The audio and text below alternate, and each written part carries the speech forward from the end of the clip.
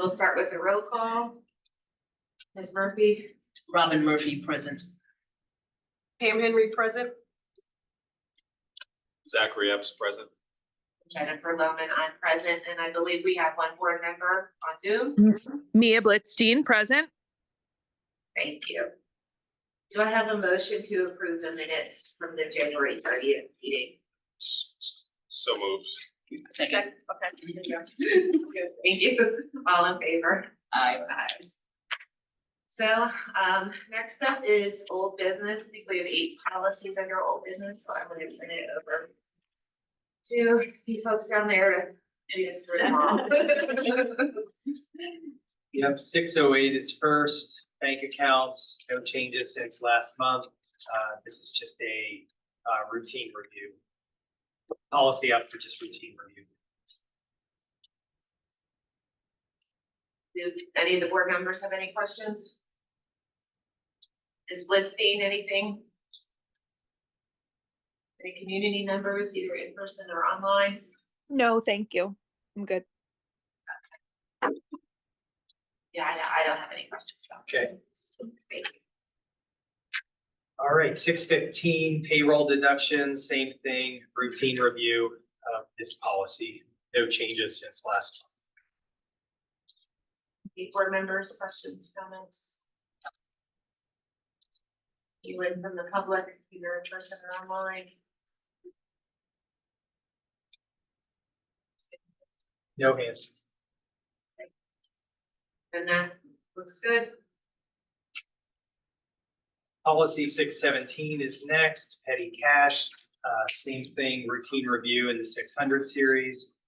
No major changes to the policy or the administrative regulation, just some non-substantive updates, changing titles, things like that. Any board members, questions, concerns? Any members of the public?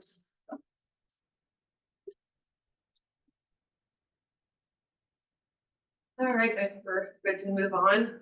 Okay, 206.1 is supplemental discipline records. We talked about this one sort of at length last meeting. This is new policy language. The policy itself is not new, but the language is new, and it's updated to include information from the recent State Board of Education regulations that came out regarding information that the juvenile justice system shares with the school district when juveniles who have committed certain delinquent acts are being returned to the school district.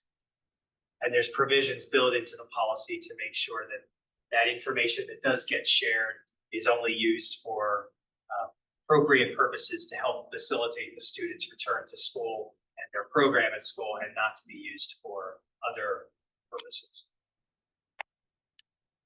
Thank you, Mr. Diazio. Board members, any questions or concerns about 206.1? Mr. Diazio, I did have a question about this one. Okay. Kind of just logistically, once the records from the juvenile system are shared with the district, do those become part of the student's education records? They're supposed to be kept separate and apart from the student's regular file. They are still FERPA protected education records, but there is a requirement that they be kept separate. And presumably the legislative purpose around that language is because the information is only being shared for a very limited purpose. And so keeping it separate gives the district an ability to make sure that only the people that are supposed to have that information have. Okay, thank you for that explanation. Ms. Blitzstein, do you have any comments or questions about this one? Anybody in the public here in the room or online?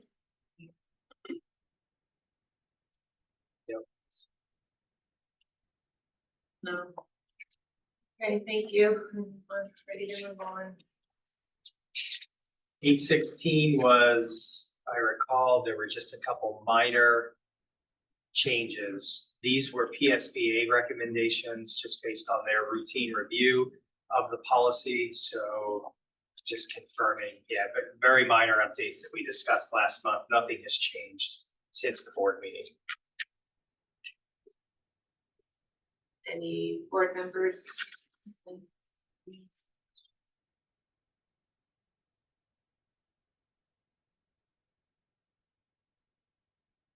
Any members of the public?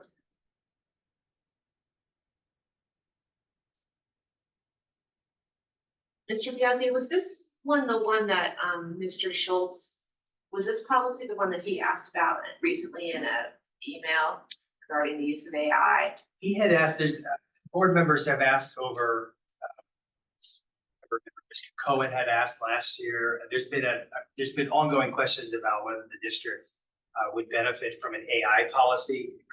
This is the district's, 816 is the district's acceptable use of technology policy.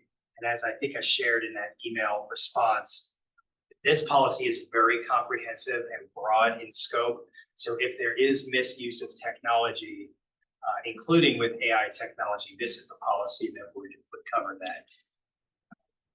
I suspect at some point there will be more direct language that will incorporate into policy about AI, but it's still so new. And I think we just need a little bit of time to see how it plays out, how kids and staff members are engaging with that type of technology before we're able to bring language to the committee.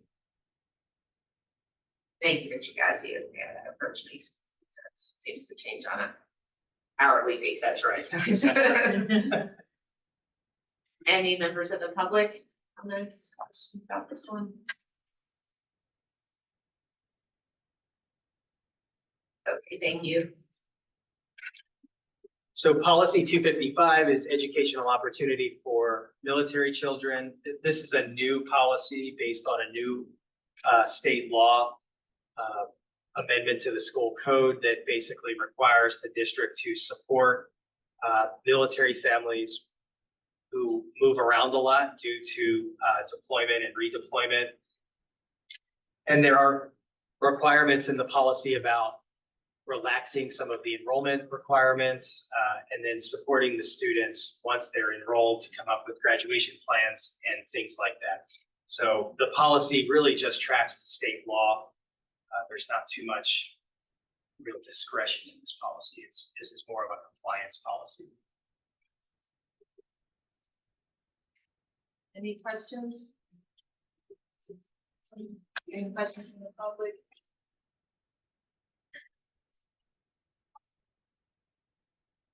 Thank you, Mr. Piazzi. 202, eligibility of non-resident students. This policy was reviewed just to add some language around military families and also students experiencing educational instability. The language at the top here that looks new is actually not new. It replaces this language that was deleted down here. The new language is the language highlighted here around supporting students' enrollment who fall into those two categories.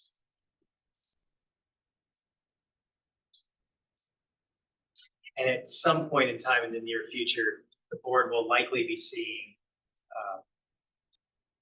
the homelessness policy come back, retitled and broadened in scope based on the state law around instability.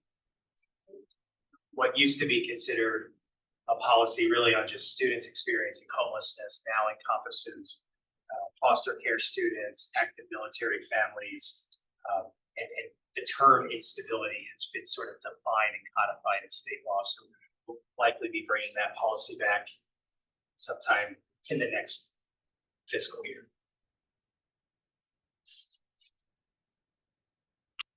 So question, Dr. Scriven. In terms of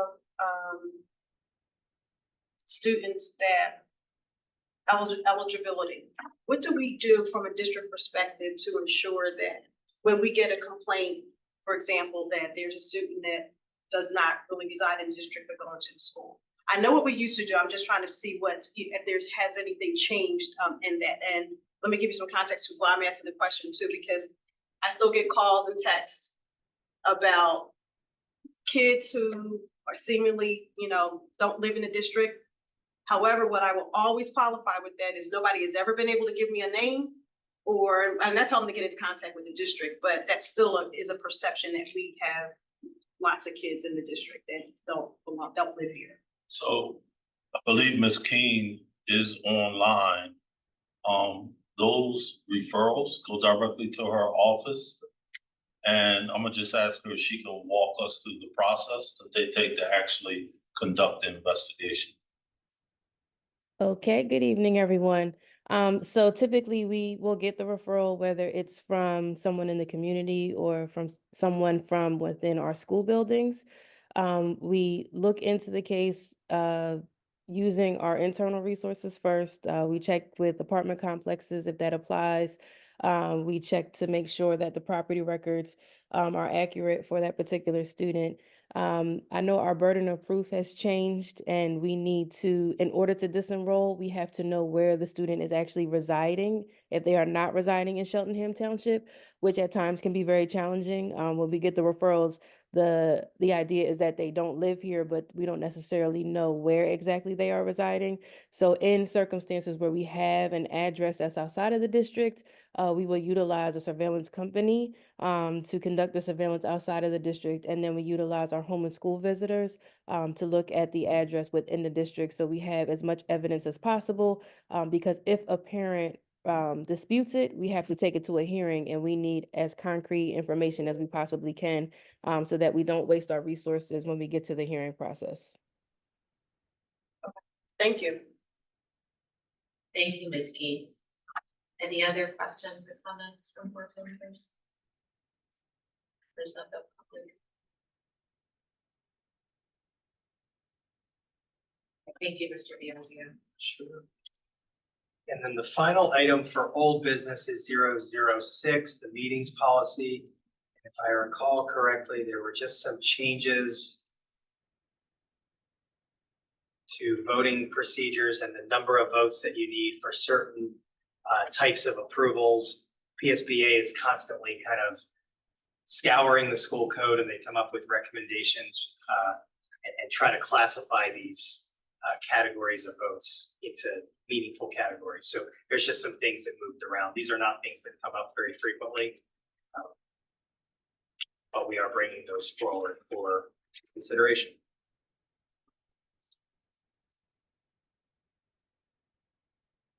Any questions about this one?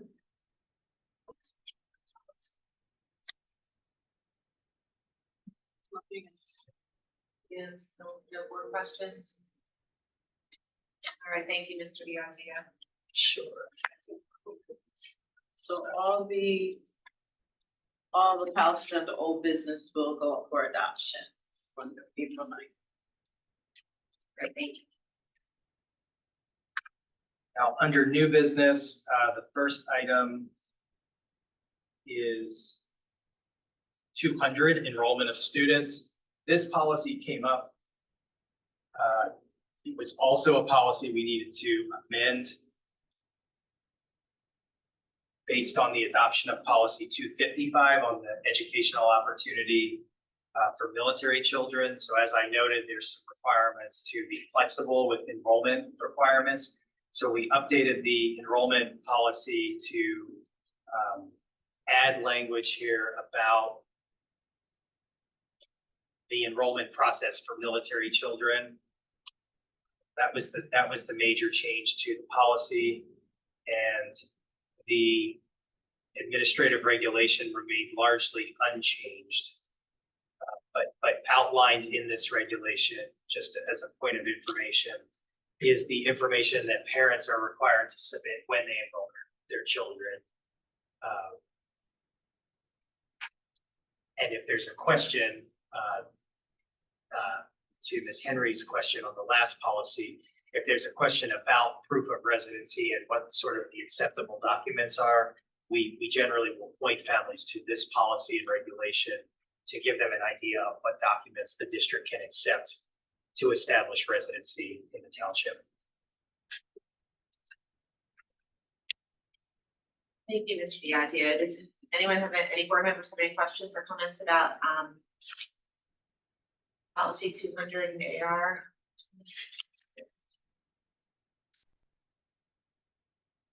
I just had a question about what you just talked about, the acceptable documents. Yep.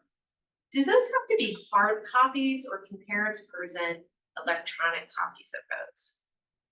I'll defer to Ms. Keen, but I'm almost positive that electronic copies of the documents are acceptable for enrollment purposes. Yes, that's accurate. And our registration process is fully online at this point, so we definitely accept electronic copies. Okay, great.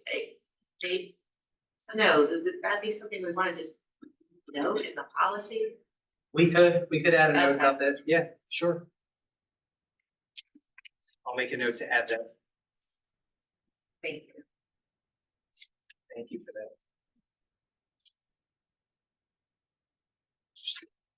And then, oh, I'm sorry, go ahead. Just a quick comment, not a question, just to get the engagement flowing. Related to enrollment of students, I know the district accepts students no matter what time of the year it is. And I know at least over the last couple of years, even students from other countries have joined, maybe some that speak English, have joined like in the middle of the school year. And so I wanted to highlight, from what I hear, it is a welcoming experience. And so I wanted to highlight that for our district. It's certainly not always the case.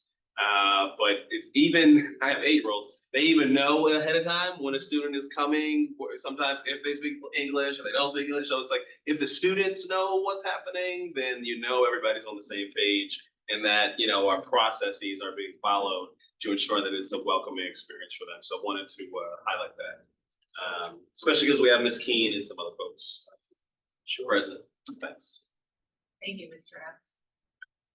Any other board members or comments or questions? Any members of the public in person or online? We wanted to skip down to number 16, because that's the other item that Ms. Keen's here for. Ah, And we could- yes, And then yes, we could go that's what back, we- because we could probably let her go after 257. Yeah. That is the policy on suicide prevention and self-harming behavior. Ms. Lowman, I remember you shared with me that you had gone to a conference and that they had talked about this policy. We had just looked at this policy, but interestingly, I was looking at one of the PSBA pieces of information, and they were recommending looking at this because they've come up with a number of new definitions that they think are helpful to include in policy. So you're seeing new definitions, and then there is new language. The administrative regulation based on PSBA's recommended language is generally new. The content is still generally the same, but it better incorporates the definitions from the policy. So the language is slightly different, but the topics addressed are still the same around procedures that the district implements with respect to suicide awareness, prevention education, how you talk to students about that topic, what instructions school personnel are given, and what processes are required to be followed. There's language in here about what the district-wide and building level suicide prevention coordinators do. There's language about early identification procedures, referral of students who are demonstrating warning signs, the availability of the Safe to Say Something program. That's actually, I believe, a new addition to the regulation, is the incorporation of Safe to Say. And then finally, sort of here, the methods of assessment and intervention when you have a student that is demonstrating concerning behavior. Language about how you handle students that are students identified as having a disability that are also at risk for suicide, and then response procedures to attempted or actual attempts at suicide in the very unfortunate event that would happen. And then finally, the regulation concludes with a series of resources that are available. So if there's any questions about process or anything like that, I know that Ms. Keen is here. Her her office is very involved in supporting those students. But I thought this was a good time to bring this one forward since we were already going to have Ms. Teen here, and especially since, I knew we had some board members asking about this one recently. Thank you, Mr. Diaz. Yeah, this is definitely a very comprehensive AR policy, so thank you. Any questions or comments from board members? Mr. Rapp? Thanks. So there was a mention of this is really the operational, so just informational purposes. There was something about a crisis team if there was an actual attempt in the school building, a crisis team response. Is that based upon a student, or is that a school? Each school has a crisis team, or is that like that is Each school. So- each? Okay. So that would look like more so the counselor taking the lead and getting in contact with mobile crisis. So the crisis team would be mobile crisis who we utilize through the county, and then they would come out and do an assessment if we're at that level where a student actually has committed or attempted to commit in one of our school buildings. Got it. And we also have crisis interventionists. You've heard me mention that multiple times.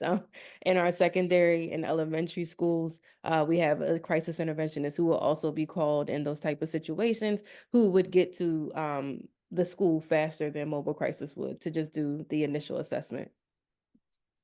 So in terms of, so at the school, there's like trained professionals to be able to respond in the moment, but then in that case, there are other trained professionals who will be called to even respond to it as well. Is that what you're essentially Yes. describing? Yes. Mm-hmm.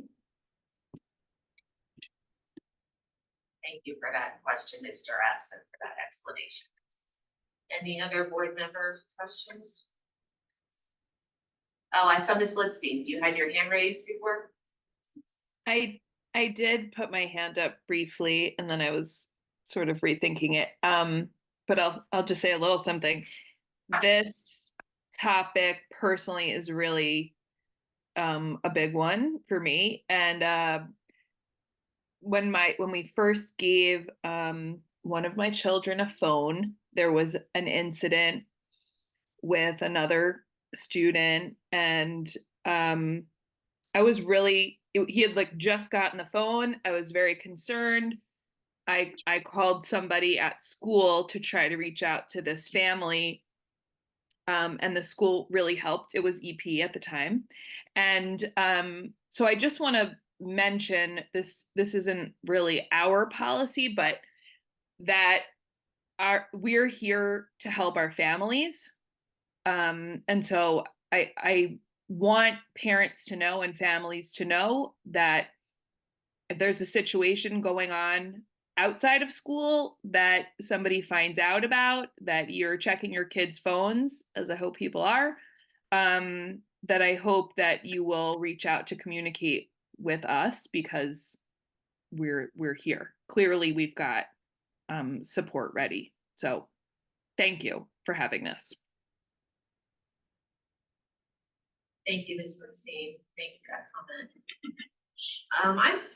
I just had a couple of questions about some of the definitions. Okay. Well, actually just two of them.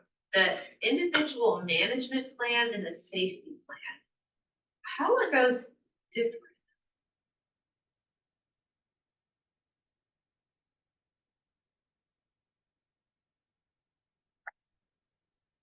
Excuse me a second. You said the safety plan and what else, Jen? The individualized management. You would do the policy. Plan.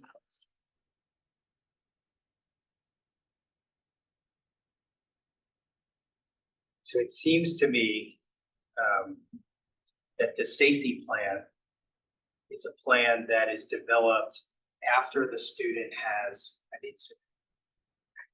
Whereas the individualized management plan is more about a plan of a student who is just referred to an appropriate internal resource, but there hasn't been a final determination about what the student's level of risk is or anything like that. I can, what I'll do is I'll go back through this policy afterwards and take a closer look to make sure the language Okay, is right in the policy and make sure. yeah, I admit, I didn't look But, for the. but yeah, I AR. think it's a sequence thing. I think, the safety plan is meant to be a student that has been found to have been a risk to themselves or others. That's developed sort of at a later stage, whereas the first type of plan, is more like pre-assessment or around the time of assessment. But I can tease that out a little bit before the next meeting. Thank you. And then the other question I had again related to sort of records, like if the student does have an incident and they end up getting, you know, treatment outside the district and they return back to the district, then there's something in this policy that their family has to provide the mental health records or the records from the treatment. And I was wondering sort of, I assume those become part of the student's education records then? How are they sort of dealt with? I wonder if that, Ms. Keen, is something that you might be able to speak to in terms of when a student returns from either a hospitalization program or like a mental health treatment facility, what types of records you receive and sort of how access to those records is safeguarded. Yeah. Or making sure that only the right people have access to that information. So those records are only housed with our counselors. They're not in the student's actual physical record that is housed in the office.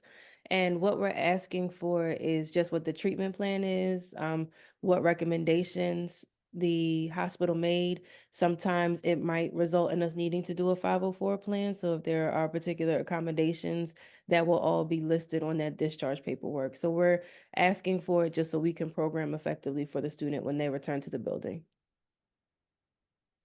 Thank you, Ms. Keen, for that answer. The other question I have related to mental health records is, you know, in Pennsylvania, students or children, ages 14 and up have access they control access to their mental health treatment and to their mental health records. And I wonder if this has been an issue for us or how we've sort of addressed that. Because we've got lots of kids who are ages 14 and up in our district. So it really hasn't been a barrier in regards to obtaining records. Where it could sometimes be a barrier is a student who's refusing to get the treatment initially. But generally, they will sign the release of records when they are initially hospitalized, and we don't have an issue obtaining that. It's just, again, getting them treatment at times, them refusing would be where we see some of those barriers. Okay, thank you, Ms. King, I appreciate that. Any other questions, comments from board members? Public, online? Yes, could you please state your name? Yes, good evening. It's Hashan Bullock, resident of Winco. I worked as a suicide intervention officer in the military. So seeing this, I just had an idea that we used in the military, Army specifically, called the ACE program. It was a deck of cards, one card in particular, the ACE card, the shape of a heart. And the A stood for ask. You would ask your battle buddy, are you thinking about hurting yourself? Asking them a direct, open-ended question. The C would be for caring. You would care for them, listen open-endedly, reflectively, rephrase things that they ask or say, try to take things away from them that they may use to harm themselves. That's what the C for care is. And the E in ACE was escort. So you would take them to get help, take them to the counselor, take them to the emergency room, do whatever it is you need to do. And that is something that we trained our soldiers on annually, on carrying this ACE card in our shoulder pocket so that everyone was well informed on how to respond in a situation like that. So I guess a comment leading to a question would be, if we're educating our youth on how to respond, maybe adopting something that's military in nature would be beneficial. Thank you. Thank you. Thank you very much. Thank you for that comment. That's actually a very good comment, I think, because there is so much to this policy and Sure. so much involved in terms of potential professional development, training, knowledge that's needed to implement this, especially for our students, but also for our staff, really. Having something that's sort of more tangible, yeah, exactly. And and to that point, and thank you for presenting that. Typically, students know when other students are in trouble. Way before administrators or anybody else can see it, because they're friends, and their friends will say things to them. I've had, my kids come home and make comments that I know were really concerning and maybe contacting parents or something like that. So having something like that in their reference, their possession would be really beneficial. We'll definitely take that under consideration. That's where safe to say comes in. Right. But this strategy is more immediate. Right. So, I'll unpack that with Yeah. the team.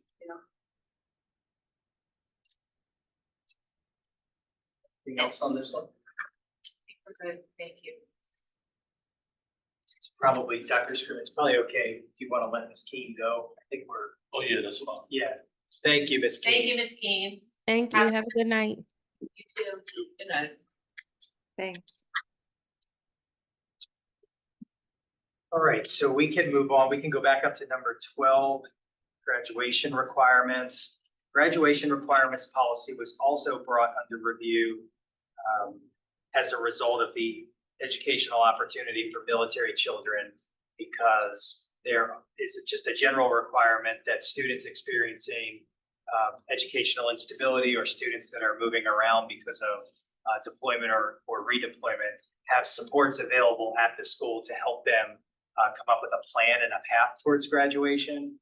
As we reviewed that policy, we realized that the graduation requirement numbers that were in the regulation were outdated. So what we've done is we have updated the regulation to include the correct credit numbers. And you'll see under the elective section, there's a number for the class of 2024 and then a number for the class of 2025 and beyond, because next year the requirement does increase by 1. So for class of 2027, we're looking at 27 credits, class of 25 and beyond, 28 credits.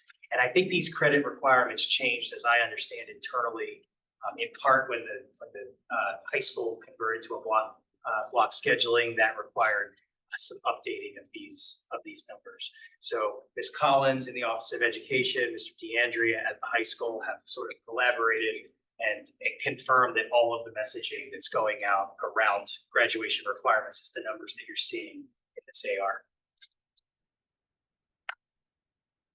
Thank you, Mr. Diazio. Does anyone have any questions about the policy or the changes to the AR? Mr. Epps? Appreciate the foresight, and maybe a year ahead, but I know there's financial literacy requirements that are coming up.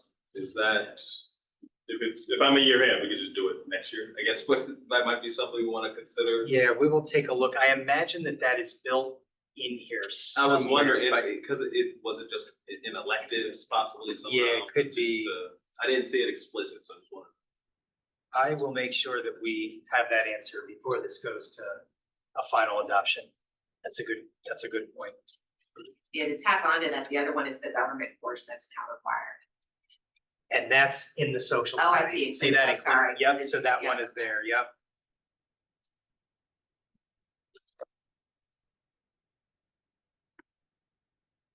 Thank you, Mr. Epps. Any other questions, comments? Ms. Blitzstein? I just had a couple, first of all, I want to say thank you for this updated chart. This is actually really helpful, and I kind of wish I had it a couple of years ago. But it is very helpful. And I'm definitely going to recommend to sort of the community at large to take a look at this policy in AR when it gets adopted. So I just think this is very helpful to have in writing there. And then the other, just a question I have about, which is more of one of the wonderings, Dr. Scriven, that you had asked us about at one point. So I'm not looking for an answer right now, but one of my wonderings is, since the class of 2024 is now the first class that not only needs 27 credits, but they are also the first class to graduate under the state's multiple pathways to graduation. I'm wondering how our, graduating classes doing, meeting those requirements, and sort of who we have graduating under which pathways. So in that wondering, if you could just follow up with an email for me, Okay, then I can generate a report that will actually give you that information. We will usually look at that as trend data. How many years? We'll put the number of years you would want to go back to actually see what the trend is. yeah, I'm really particularly just curious about this new class, because they're the first Okay, ones. all right, okay, Yeah, come under this. that makes sense. And just to go back to the question about financial literacy, I just sent Mr. DeAndrea a message here, and he confirmed that the financial literacy requirements are not built into this chart. We'll bring this chart back when the new requirement comes into effect. And his initial thought was that we're going to have to look and see whether it would go into the math category or into the elective category. So that's still something that I know is on his mind, but he's aware of the requirement and is fully prepared to bring it back. I think you're right, Mr. Epps. I think we're a year off. And that'll be good, because at that point in time, we can clean this chart up, get rid of the references to 2024, and then it'll just be, these are the graduation requirements, and it'll be just a fixed number. Thank you. Any questions, comments from the public? I guess everybody's on call right now, actually. And thank you, Mr. DeAndre, wherever you are. Okay, thank you, Mr. Yazio. Sure. All right, we can go to 605, continuing in the 600 series with part of our routine review is copy or tax levy policy. No changes to this policy other than updating the title of Mr. Swigard's title from Business Manager to Director of Business Services. Any questions, comments? From the public? There was just something around the ability to make reassessments. Yes. To districts. Could you explain that? Yeah, so under the law currently, as it stands today, both school districts and property owners have the right to appeal their tax assessment. If you believe that your tax assessment is too low or too high, it can be appealed. The reason why we pay attention to that is because there's no ability of the school district to conduct a reassessment township-wide. So we can only do this by looking at individual properties. If there was going to be a reassessment, it has to be done on a countywide basis. The county has not done a countywide reassessment since the 1990s. So your assessment on your property has not changed since the 1990s. And then there's a ratio that the state puts out every year where you take the assessment from the late 1990s, you apply this multiplier, that gives you an implied market value for what your property is worth today.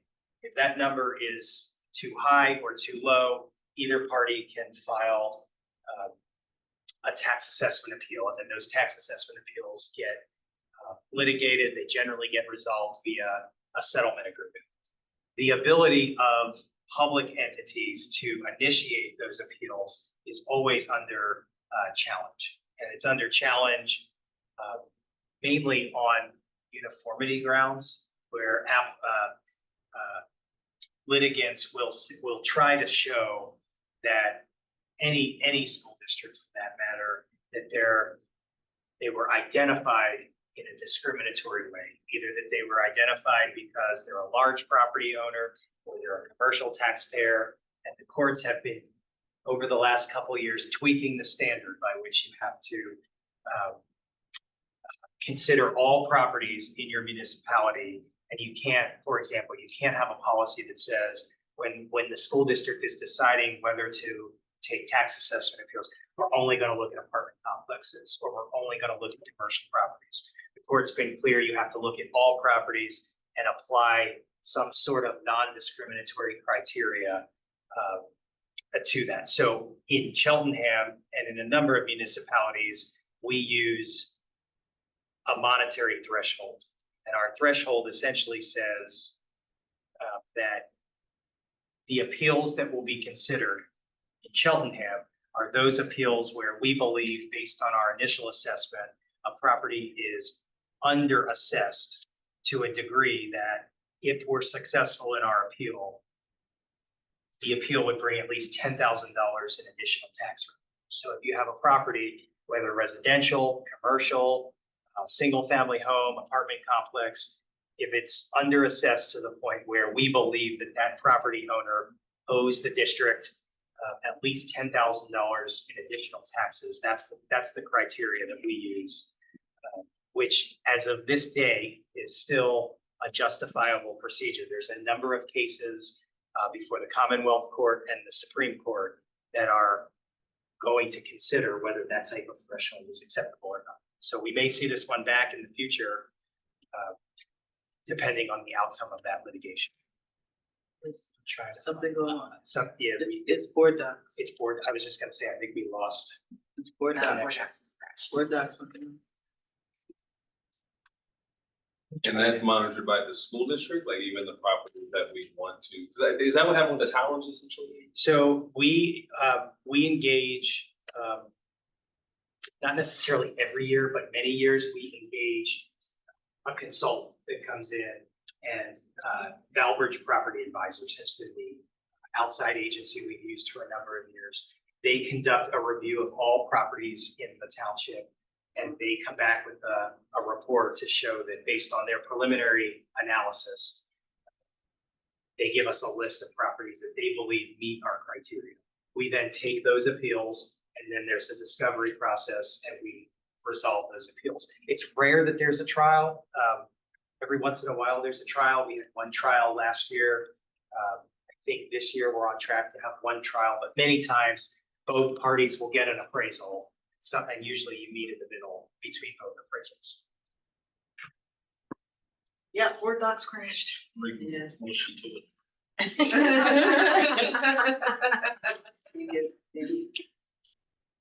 You get knocked down. Yeah, we have 3 policies left. So what I would say is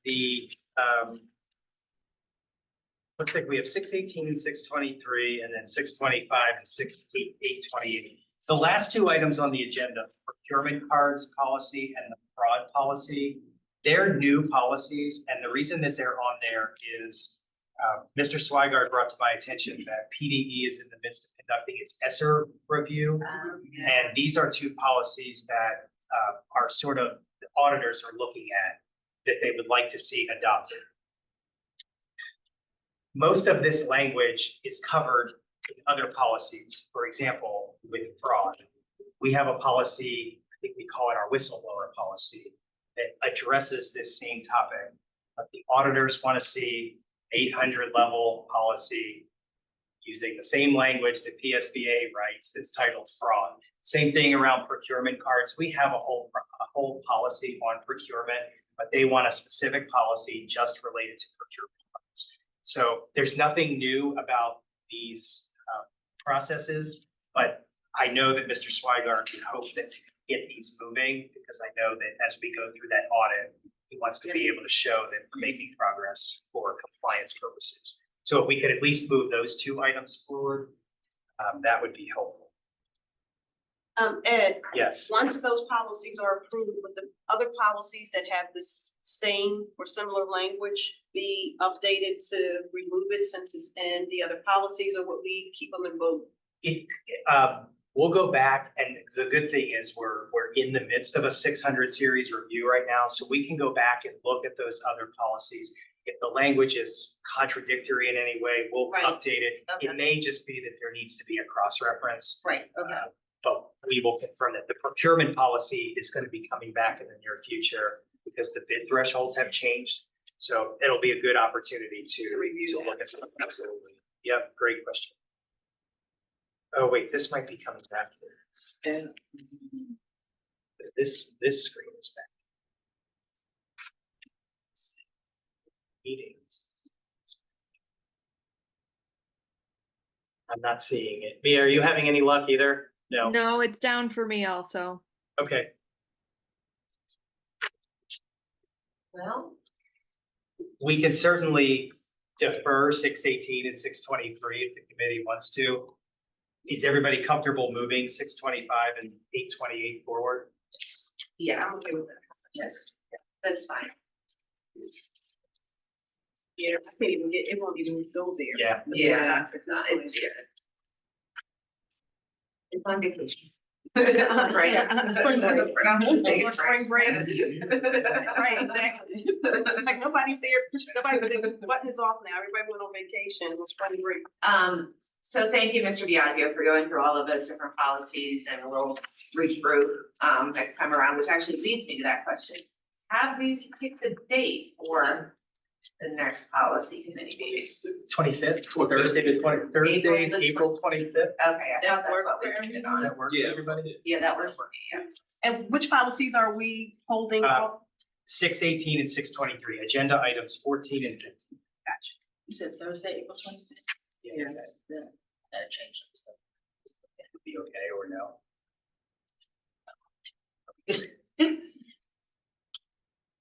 Oh, wait, so we're holding 618 and 623 to the April 25th and we're moving meeting. forward. With 25 and with 25, yeah.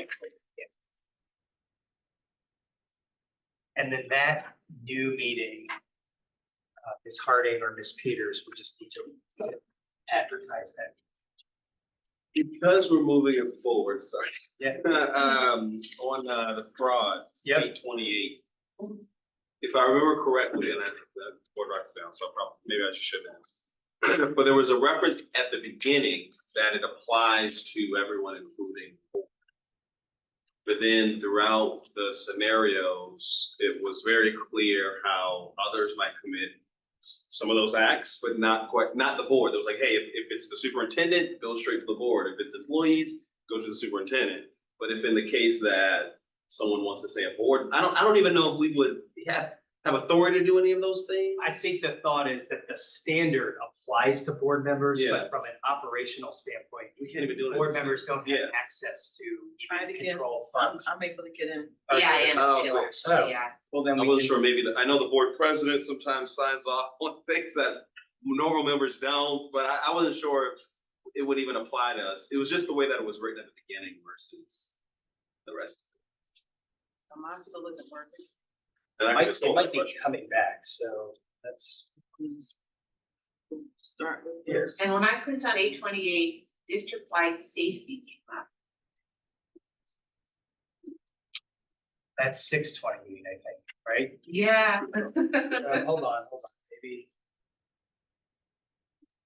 Mine's coming back too. You got further than I know. Oh, yeah. Yeah, I don't know what's going on. Is, oh, then we should, Wait, is that active? Or well, yeah, but we'll need to come up we with a have to different change number the then. number. So is there an 829 that's active? Let's see. It's equity, isn't it? 829 is it? 29, yeah, 828 is district-wide safety, 829, yeah, is actually. 831? There is 830? no 831, there is an 830. Okay, so then this one should be 831. I'll make that change.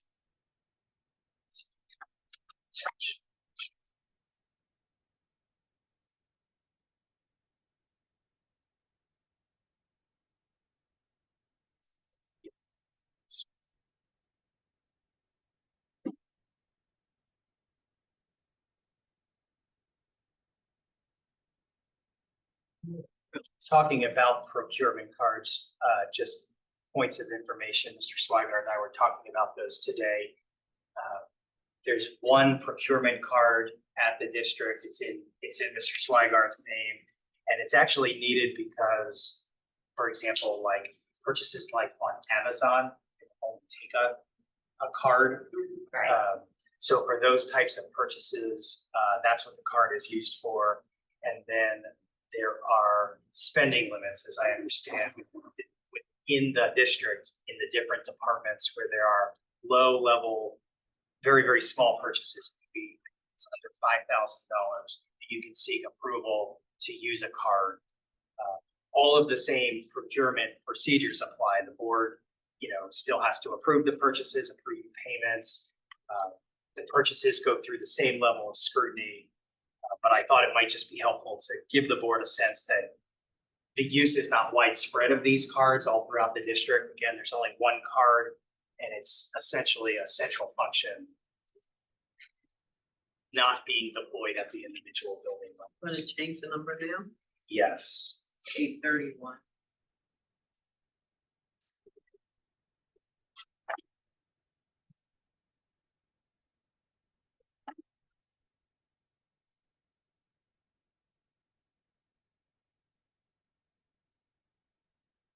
Yeah, so technically, any of these things, misappropriation of funds, profiteering, acceptance of inappropriate gifts, things like that, if committed by a board, they would be governed by this policy. Although many of these types of activities, the board would, practically speaking, even probably be able to carry out. Even if Yeah, I don't remember, right? is gifts listed there? So, Um, I don't remember. Acceptance That was of a clear seeking one. anything of Okay, yeah, material that's a clear value. one. We would. Yep, from contractors. Yeah, so then there's no matter of redress if then a board member did, in the policy. Right. There's no matter, if a board member did, and someone wanted to report that, who would they go to? I guess it would assume it's the board, but. I don't know. Or the superintendent. But then, Yeah. I don't know. Yeah. I don't know, yeah, maybe. Yeah, it just- I mean, it's not clear. a lot of those would be, you can go to the police. Oh, yeah. I mean, there's. Yeah, I think it's the same reporting procedure, superintendent, or in the event that it involves the superintendent to the board president or solicitor. That's typically just standard language.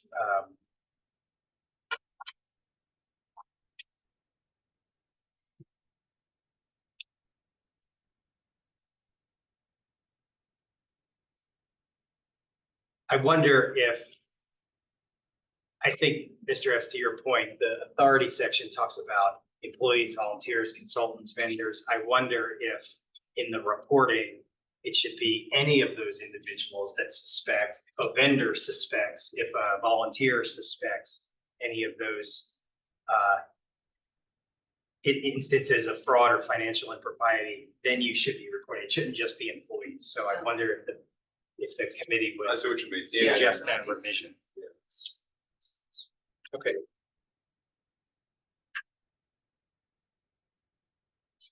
Yeah, I mean, it might be a moot point, because I don't think we can do any of those acts.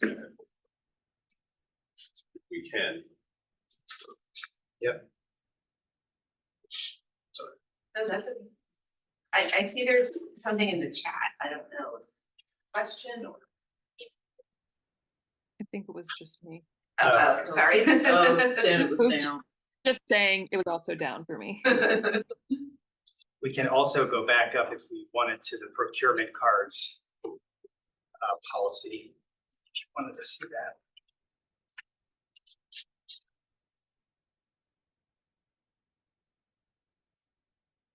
Any comments, questions about this one? Yeah, this one seems to be pretty straightforward. Then do we want to go to 618 and 623 now that we're here? Might as well just knock them out Yeah. while we're here. Yeah. All right, so let's start with 623 here. This is the travel reimbursement policy for federal programs. This is when there are travel expenses that are incurred in connection with federal grant money. The strings that are attached to that money generally require that you have a reimbursement policy. No real changes to this policy. They were all non-substantive and just updating punctuation and things like that. Any comments, questions about this one? Public, public. And then we can look at 618, student activity funds.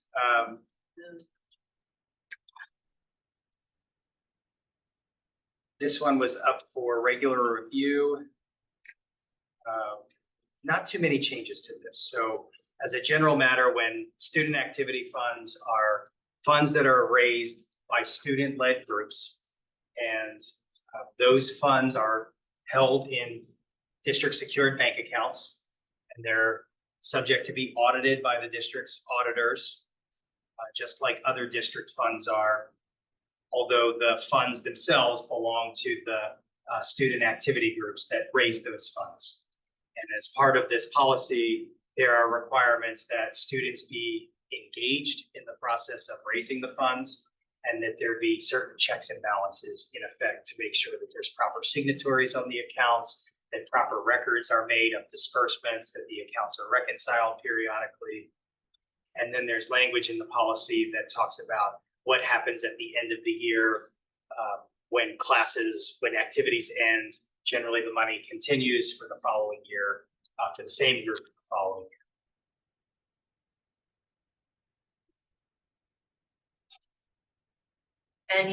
Thank you, Mr. Diaz. Any board member comments or questions about this one?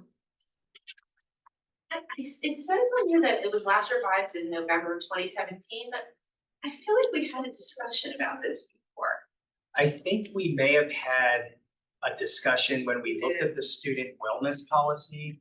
There was language in that policy about fundraisers. And I think we had a conversation, I think we indirectly had a conversation then about how that money that was raised was accounted for.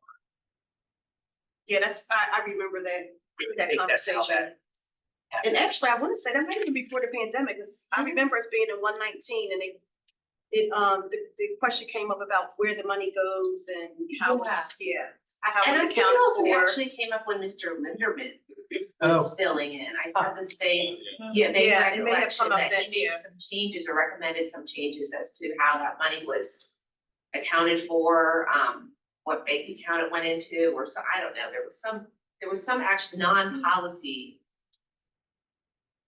things Yeah, that there were was more done. transparency. Yeah. And you're right. So it was after the pandemic, but we were back in person. Is this ringing a bell? Yeah, yeah. I think so. Okay, yeah, I think, and it was all done to make sure that, May have also been student scholarships and student awards, oh, that could have been it as and well. how you account for that money. Yeah, it was definitely the student account. Okay, Yeah, okay. yeah, and maybe, And what happens to the money, like, yeah, like who has access to well, it? yeah, because that was an issue, I think. Right. Who has access and where does that money go? It's not utilized in that particular school year kind of thing. Yeah, I do remember. And I think what I recall is it got resolved in a way that was, acceptable, acceptable under, the way things should be working. So I just wanted to raise that because I feel like we've had discussions about student activity funds before. Any other questions?